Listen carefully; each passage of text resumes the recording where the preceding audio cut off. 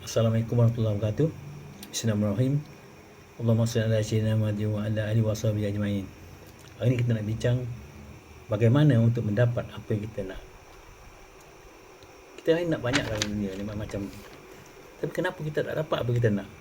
Sebab kita dapat apa yang kita tak nak. Adakah di sebaliknya ada rahsia macam mana kita boleh dapat apa yang kita nak? Ataupun jalan yang lebih mudah lagi supaya kita dapat kita nak? Mungkin satu, kita tak jelas dengan matlamat ataupun apa yang kita nak tu. Matlamat tak jelas.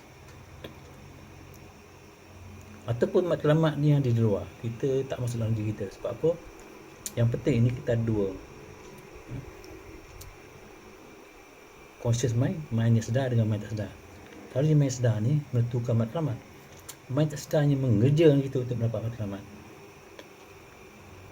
Kadang-kadang kita dapat satu benda, satu result, satu hasil.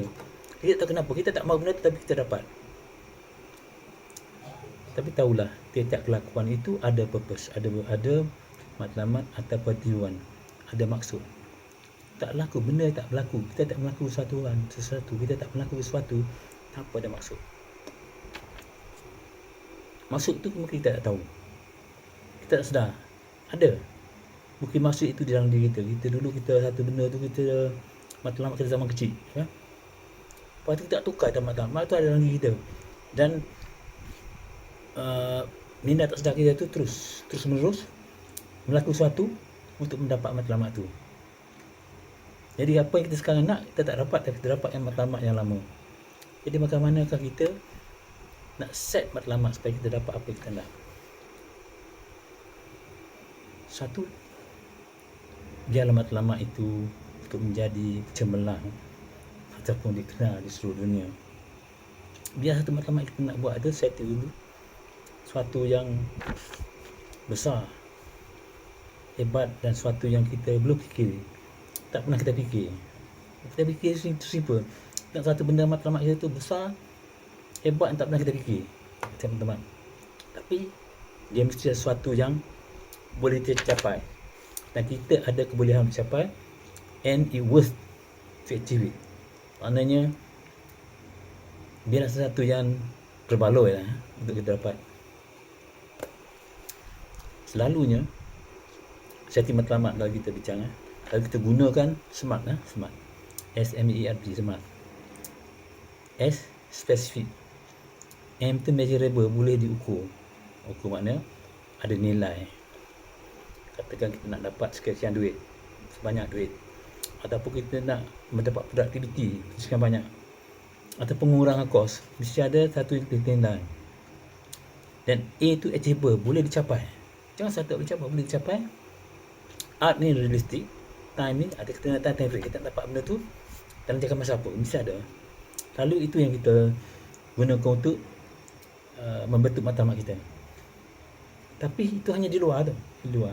Bila kita sedar, kita tahu apa matlamat kita. Tapi bila tak sedar, kita tak tahu. Jadi unconscious mind kita tu tak tahu apa yang nak buat. Sebab masa sedar kita buat, masa sedar dia buat.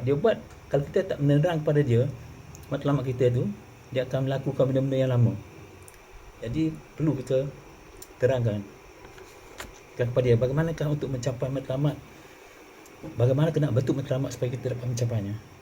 Kita mesti menggunakan seluruh tubuh kita. Tell our own body what we want to achieve. Biarlah kelakuan kita tiap hari tu adalah ke arah matlamat. Think in term of outcome, behave in term of outcome. Kita selalu fikir, apa yang selalu fikir itu kita akan dapat. Ataupun apa yang selalu kita fikir itu kita akan buat. Kita akan buat apa yang selalu kita fikir. Jadi fikir matlamat dan laku sesuatu untuk matlamat. Apa kita buat tu mesti untuk matlamat. Bila kita lihat tuan, di dalam cek matlamat ni kita panggil bentuk sempurna ataupun bentuk yang baik untuk mencipta matlamat. Satu, matlamat itu mestilah positif. Positif mana kita, umpamanya kita orang seorang miskin. Kadang kita kata, kenapa kerja? Saya kerja sebab saya tak nak miskin. Itu to get away. Ada orang, kenapa awak Kenapa awak kerja? Sebab saya nak kaya. Different ya. Different. Orang nak miskin ni, tak nak miskin ni, bila dia senang saja dia tak ada dalam matlamat dia. Sebab dia dah senang. Orang nak kaya ni, dia terus menerus sebab dia nak kaya. So matlamat kita mesti positif ke arah sesuatu, bukan nak melari sendiri sebab sesuatu. Yang kedua, konteks positif. Matlamat kita ada konteks.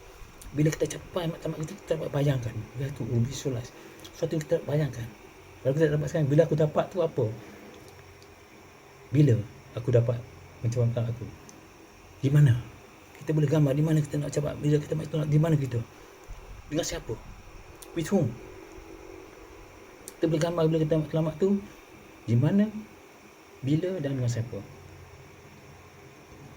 Dan sebalik tu, yang lebih bagus lagi ialah dari kita dapat gambarkan. Kita boleh gambar bila aku dapat matlamat itu, apa aku dapat lihat, apa aku dapat dengar, apa aku dapat rasa. Tu misal ia tu inside yourself. Sebab tu bila kita nak macam matlamat kita go with your body, thinking and behavior kat matlamat. Sebab kita bila kita dapat tahu bila kita macam aku akan macam inilah, gambaran kita dapat dah. Aku akan berada sisi ni, keadaan aku macam ni, aku akan dengar macam ni, perasaan aku macam ni. Kita boleh gambar. Kena gambar tu masa kita dapat tu, untuk menguat lagi diri kita untuk macam matlamat. Dan lepas tu kita kena fikir apakah resources ada ni. Untuk macam matlamat tu, apa resources, apa sumber kita ada, apa yang kita ada sekarang, apa yang kita perlu cari. Kena fikir Good. And then kita fikir juga, bila capai matlamat ini, what happen? Bila dapat matlamat ni, apa akan jadi pada kita, apa tak akan jadi pada kita. Ataupun adakah bila kita dapat matlamat ni merugikan orang lain atau menguntungkan orang lain. Kita fikir ekologi, efek matlamat kita tu kat diri kita dan kata orang lain. What will happen if we get it? What won't happen if we get it? How will affect to other people? Bagi kita ni, matlamat kita tak mengganggu kita. Mana pelanggan semua akan beruntung pada matlamat kita.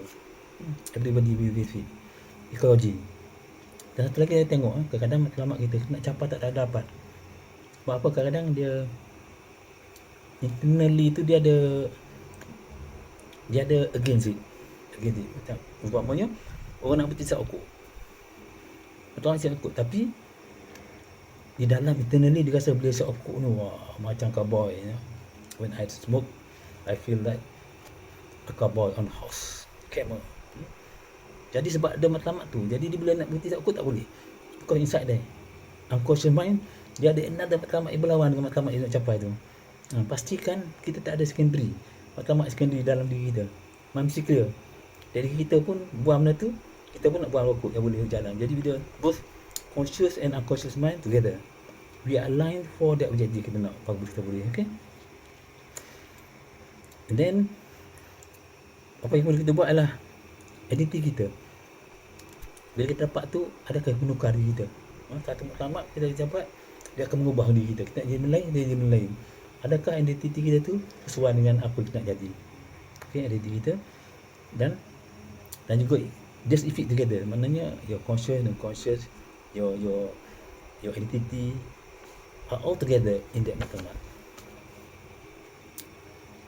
Okay, jadi kita perlu bisa smart tu kita nak ada well form ataupun bentuk matlamat yang baik tadi, positif, in konteks yang betul. Kita tahu bila kita capai matlamat tu bagaimana, di mana perasaan kita macam mana, dan resources kita dan ekologi kita betul.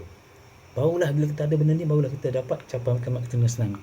Because kita fikir everyday we think about matlamat.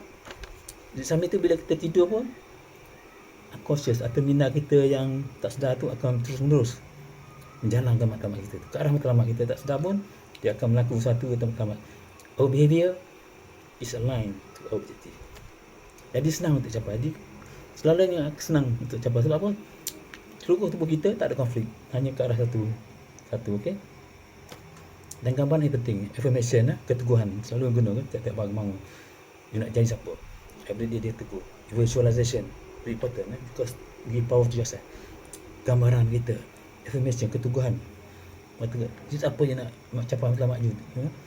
Yang satu lagi ialah kita tengok pemain bola tak be all the black before dia play apa dia ada call it muka Islam kata mentera, bukan mentera jampi apa, dia mentera daripada diri dia sendiri. Okay, tak dengar feeling sekali benda ni.